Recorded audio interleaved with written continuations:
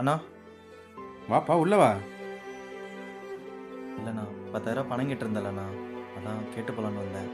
அதை நீ முந்தினத்தை வாங்கியிருக்கணுமே, ராகுல்கிட்ட அப்பே தர சொல்லிட்டேனே. இல்லைண்ணா, கொடுக்கல.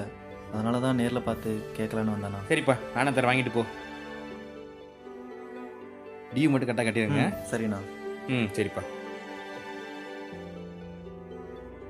அதான் 2 நாளைக்கு முன்னாடியே ராகுல்கிட்ட கொடுத்துட்டீங்கல்ல, அப்புறம் ஏன் கொடுக்காம இருக்கான்? தெரியடி, வரட்டும் கேட்போம். இப்படியே குருட்டுத்தனமா எல்லாத்தையும் நம்பிட்டு இருக்காதீங்க. இப்படி நம்பி தான் ஒருத்தன் ஏமாத்திட்டு போனான். அதே மாதிரி இவனு ஏமாத்திட்டு போற அளவுக்கு விட்டுட்டு இருப்பீங்களா? ஏய், ராகுல் பேட்டாவும் கிடையாது, ரொம்ப நல்ல பையன். இப்படியே எல்லாத்தையும் நம்பிட்டே இருங்க, திரும்பவும் இல்லை ஏமாந்ததா தெரியும். அண்ணே வாடா. ஏன்டா நான் உனக்கு ஜெராக்ஸ் கடை கோபிக்கு அப்பயே காசு சொன்னல, 2 நாளாக என்கிட்ட கொடுக்காம இருக்க? அண்ணே அவருக்கு 2 நாளாக ஃபோன் பண்ணுறேன், ஃபோனும் எடுக்கல. நேற்று கடையும் பூட்டிருச்சு. இப்போ தான் ஃபோன் பண்ணேன், உங்கள்கிட்ட பணம் வாங்கிட்டு போயிட்டு வரும்ல. இந்தாங்க அந்த பணம். சரிண்ணே, நான் லைனுக்கு டைம் ஆச்சு, கிளம்புறேன். சரி, லைனுக்கு போ, சாயந்தரம் கணக்கு பார்க்குறேன். சரி போய்ட்டுறேண்ணே.